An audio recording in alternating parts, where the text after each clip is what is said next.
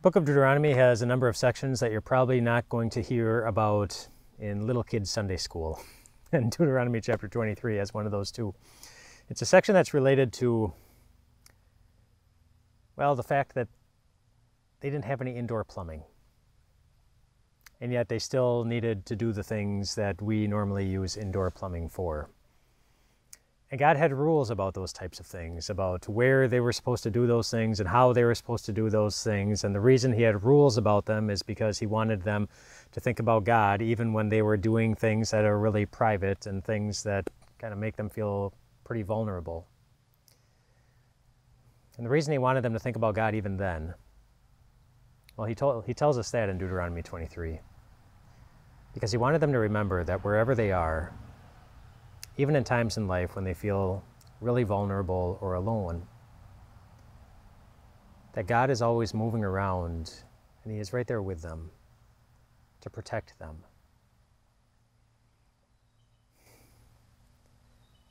I don't know what it is about life right now that is making you feel vulnerable,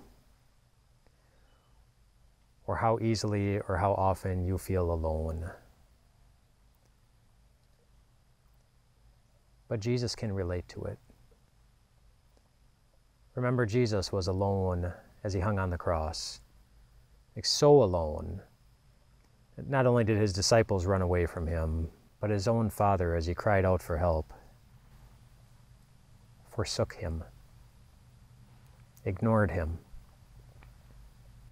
to keep a promise that he will never ignore you.